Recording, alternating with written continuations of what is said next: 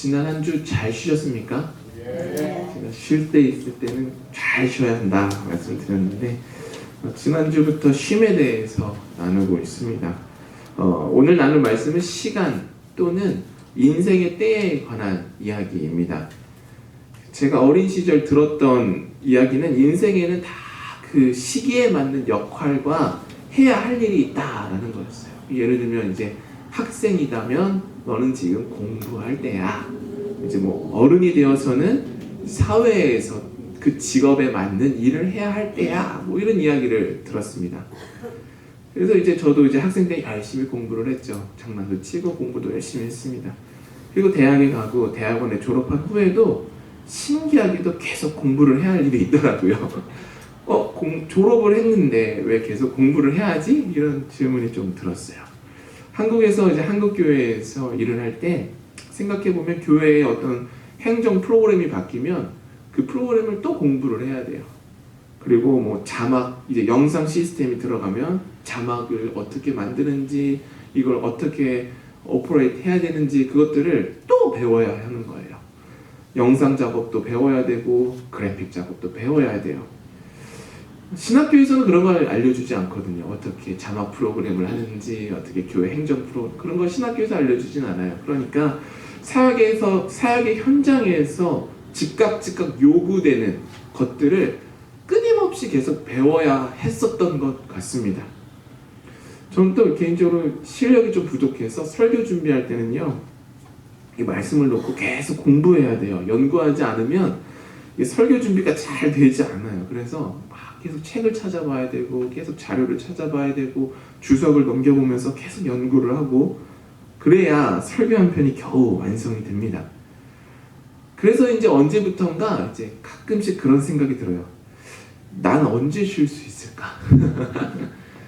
낮에는 애들을 보고 밤에는 성경 공부하고 연구하고 또 뭐 이제 여러 가지 계획들을 짜고 언제 쉴 수 있을까라는 생각을 해볼 때가 있어요. 때로는 이런 생각도 들어요. 쉴 때라는 게 과연 정말 존재하나?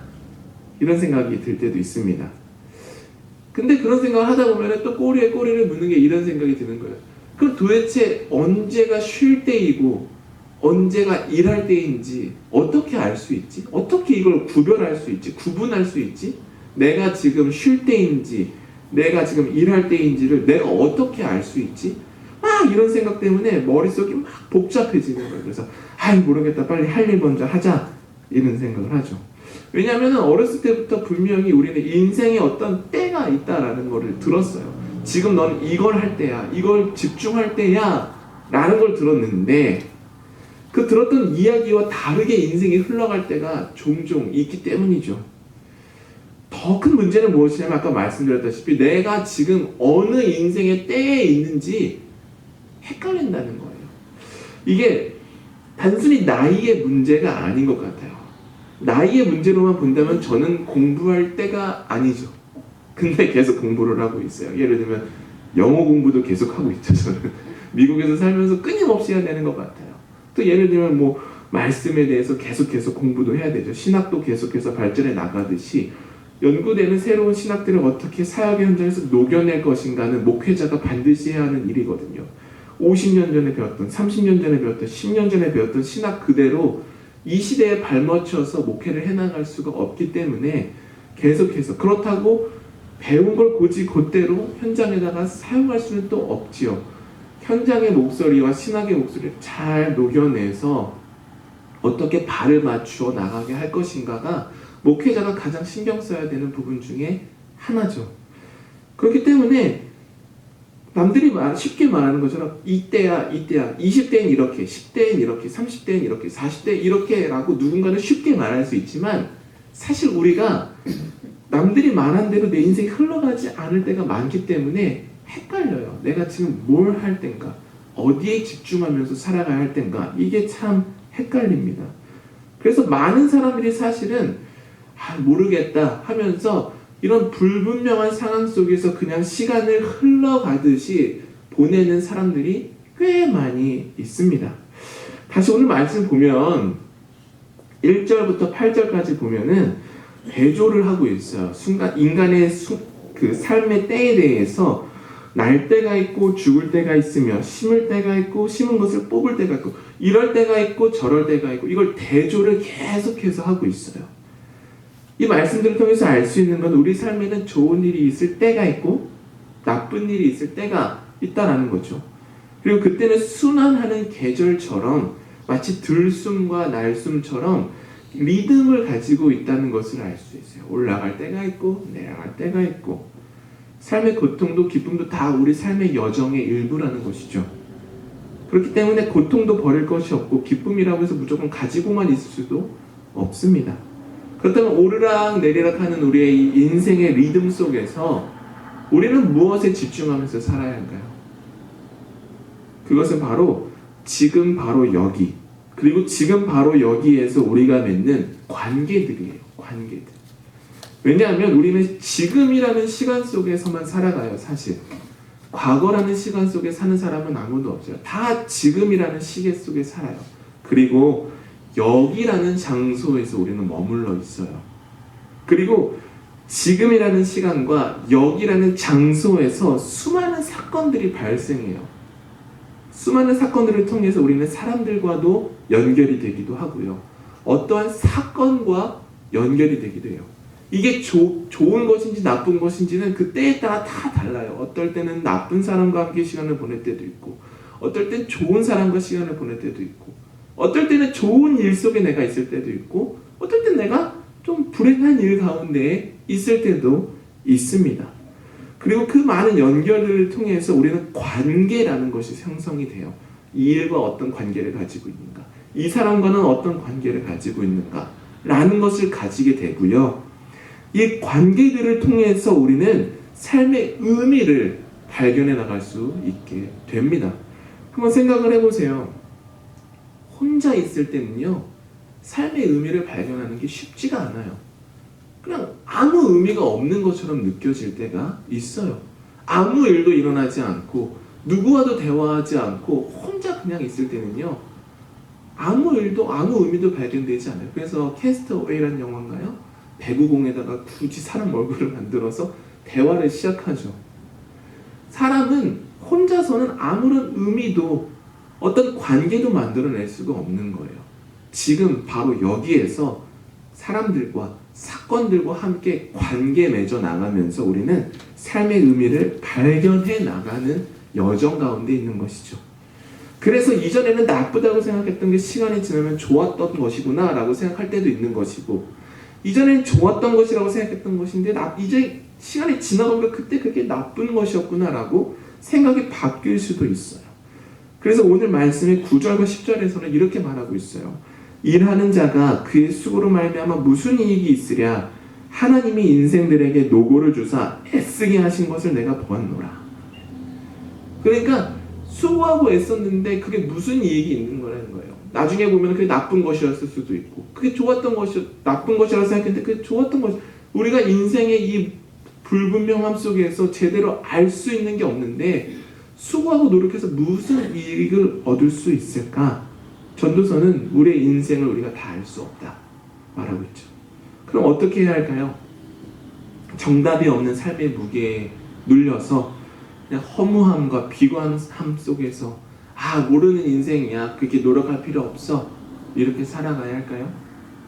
또는 애써봤자 다 운명대로 돼, 또는 뭐 세상 사람들, 한국 사람들 많이 다 사주팔자대로 되는 거야, 다 팔자소관이야 라고 말하면서 살아가야 할까요? 또는 정답은 없어, 너도 맞고 나도 맞았다 라고 하는 상대주의의 그 물결 속에서 우리가 살아가야 할까요? 이 모든 어려움과 복잡함은 왜 생겨나냐면요, 우리가 우리의 방식으로만 우리의 삶을 이해하려고 하기 때문이에요. 내 생각으로만 내 삶을 이해하려고 하기 때문이에요. 11절 말씀을 이어서 보겠습니다. 11절 말씀 제가 읽어드릴게요. 하나님이 모든 것을 지으시되 때를 따라 아름답게 하셨고 또 사람들에게는 영원을 사모하는 마음을 주셨느니라. 그러나 하나님이 일하시는 일의 시종을 사람으로 측량할 수 없게 하셨도다. 사람들이 이 시간의 리듬 속에서 지금이 어떠한 때인지를 모르는 이유, 시간의 리듬 속에서 허무함에 빠지는 이유, 시간을 바라볼 때 우리의 인생을 바라볼 때 하나님을 염두하지 않기 때문이에요. 내 생각만으로, 내가 가진 지식으로, 내가 가진 경험만으로 계속 이해하려 하기 때문에 이것도 있고 저것도 있고 잘 모르겠다라는 거예요. 그런데 하나님의 관점에서 우리의 인생을 바라본다면 하나님이 지으신 때가 있는 것이구나, 지금은 내가 이런 때가 있는 것이구나 라고 깨닫는 순간이 오게 된다는 것이죠. 저는 우리가 삶을 이해하는 방식, 크게 두 가지 방식이 있다라고 보는데, 한 가지는 부정성의 원리에 따라서 사람들이 세상을 보는 사람들이 있는 거예요. 좀 부정적인 관점으로 보는 거죠. 삶을 이해할 수 없는 거야. 다 사주팔자소관이야. 바꿀 수 없어. 라고 생각하죠. 그래서 이 원리에 따라서 사는 사람들은 이해할 수 없는 것들은 포기해버려요. 이해할 수 있는 확실한 것들만 쫓아요. 예를 들면 돈과 같이 명확하고 수치화되는 것만이 옳은 것이고 우리가 볼 수 있는 것이고 따를 수 있는 것이라고 생각을 해요. 그래서 보편적인 가치들, 평화나 사랑, 정의, 공의, 이런 가치들은 명확하지가 않잖아요. 그래서 그것들은 잠깐 덮어두자고 이야기를 해요. 일단 우리가 수치화할 수 있는 것들을 우선시하자라고 말을 합니다. 왜냐하면 인생에 그렇게 불분명한 것들이 너무 많으니까 일단 명확히 할 수 있는 것부터 보자라는 거예요. 근데 이 사람들의 문제점은 무엇이냐면 결국엔 자기 자신의 정의, 자기 자신의 가치, 자기 자신의 생각만을 고수하게 된다는 거죠. 돈으로 환산할 수 없는 가치들에 대해서 자꾸만 덮어두기 때문에 문제가 발생하게 되죠.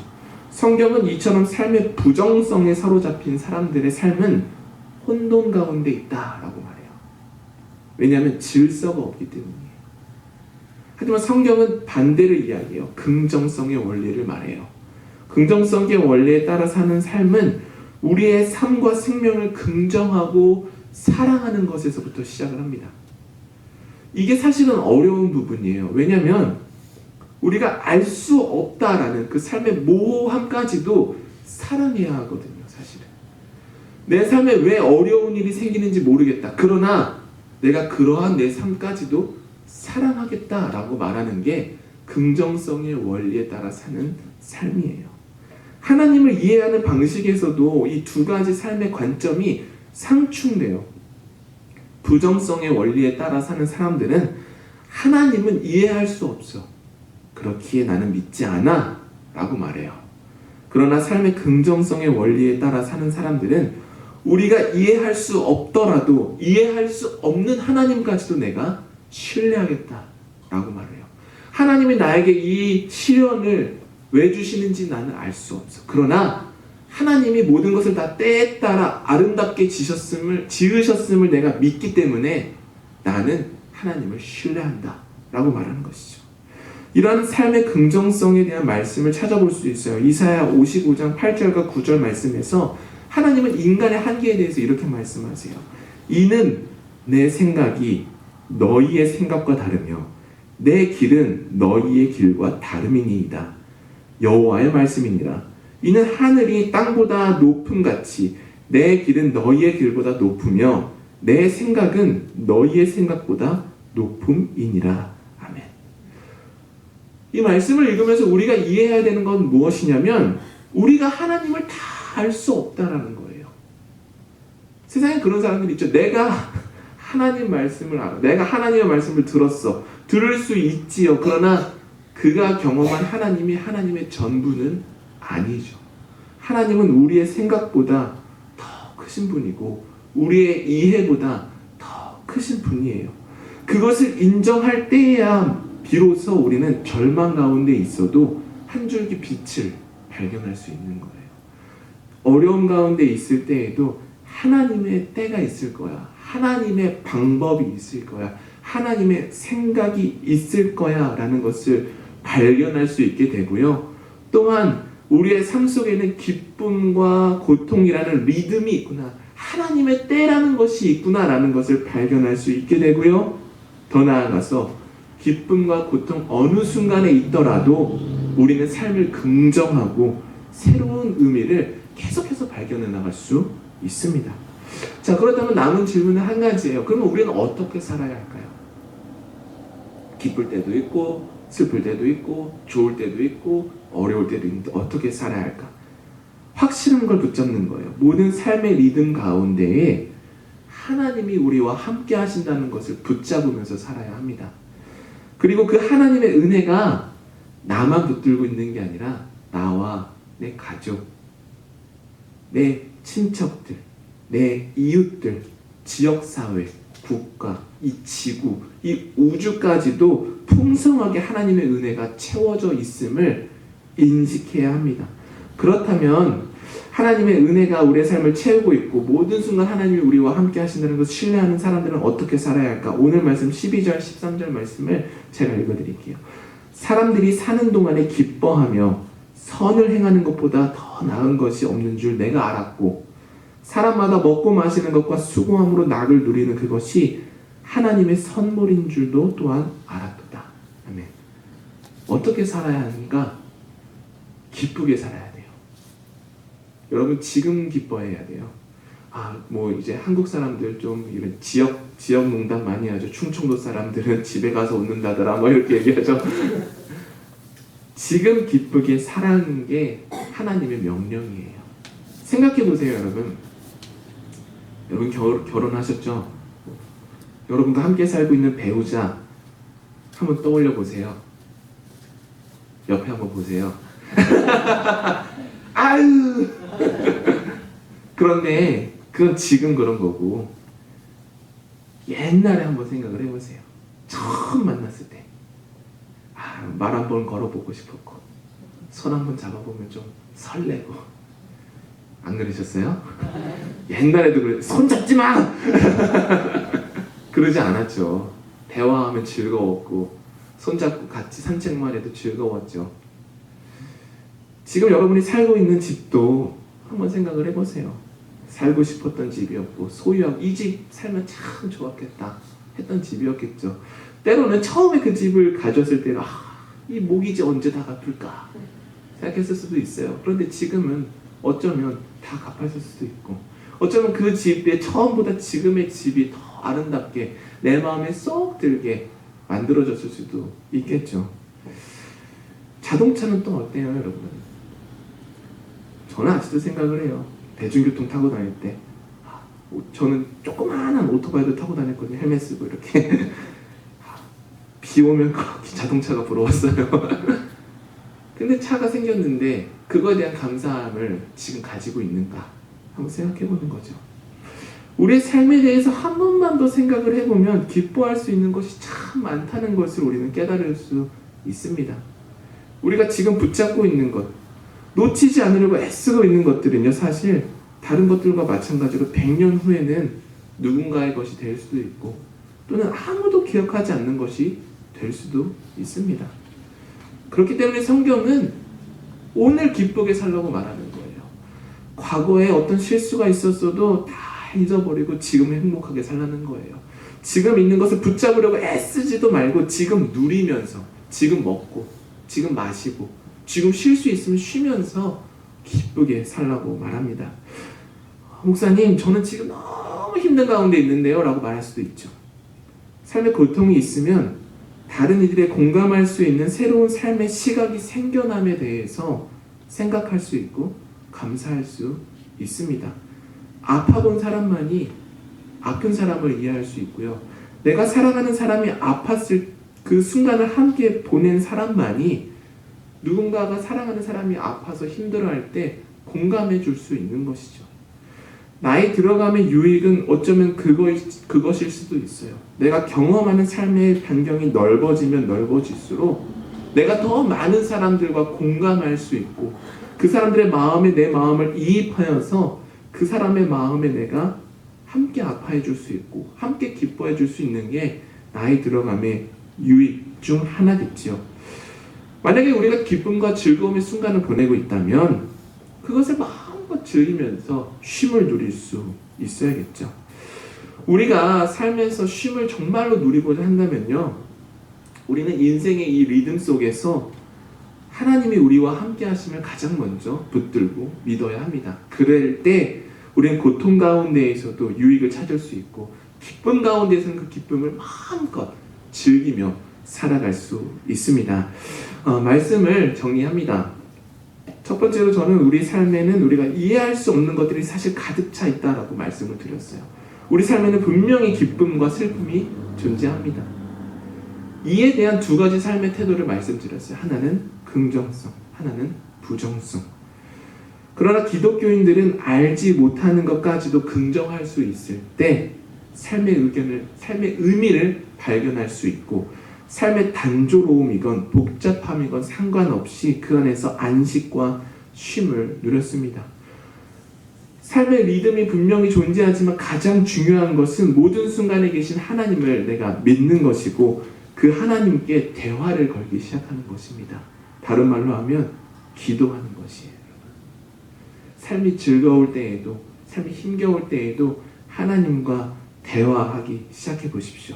기도할 때 우리는 삶에 대한 더 깊은 이해를 가질 수 있게 되고, 그것을 통해서 우리 삶의 새로운 의미를 발견할 수 있게 되고, 이 삶을 기쁨으로 채워나갈 수 있습니다. 더 디바인 위버라는 저자가 알려지지 않은 시를 한 구절만 읽어드리며 오늘 말씀을 마무리하려고 해요. My life is but a weaving between my Lord and me. I cannot choose the colors. God weaves steadily. 그러니까 하나님이 우리의 삶을 이렇게 엮어 가시는데 하나의 옷감처럼 우리는 색깔을 고를 수 없다는 거예요. 하나님이 내가 싫어하는 색깔을 고르실 수도 있고, 내가 좋아하는 색깔을 고르실 수도 있어요. 분명한 건 뭐예요? 하나님이 하나의 아름다운 작품을 만들어가고 계심을 내가 믿는 겁니다. 우리의 삶은 하나님으로부터 온 선물이에요. 여러분, 선물을 어떻게 즐기는지는 받는 사람에게 달려있죠. 하지만 그보다 더 중요한 것은 무엇이냐면 선물을 준비한 사람의 마음이에요. 선물을 준비한 사람은 그 선물에 사랑과 기쁨을 가득 담아서 준비해서 줍니다. 우리의 삶이 하나님이 주시는 선물이라면 하나님이 이 삶을 우리에게 주시기 전에 이 삶 안에 하나님의 사랑과 하나님의 기쁨을 가득 담아서 우리에게 주셨어요. 선물을 받을 때 누구도 에이 필요 없는 거 줬어 이렇게 받는 사람은 없죠. 이 사람이 이 선물을 고를 때에 어떻게 고민했을까, 어떤 마음으로 이걸 준비했을까를 생각하면 그 선물이 더 값지고 기뻐지듯이 여러분의 삶이 하나님이 주신 삶이고, 하나님이 이 삶을 우리에게 주시기 전에 사랑과 기쁨을 가득 담아서 우리에게 주셨음을 우리가 확신할 수 있으면 우리 삶을 대하는 태도는 분명히 이전과 달라질 것입니다. 사랑하는 여러분, 여러분이 어떤 인생의 계절을 보내고 계시는지 저는 알지 못하고 알 수도 없습니다. 그러나 각 계절의 부정적인 모습에만 집중하기보다는 긍정적인 모습을 발견하시면서 지금 바로 여기에서 어떤 인생의 계절이든 그 계절에서 만나는 모든 사람, 모든 사건과 즐거운 시간을 보내시기를 주님의 이름으로 축원합니다. 함께 기도하겠습니다.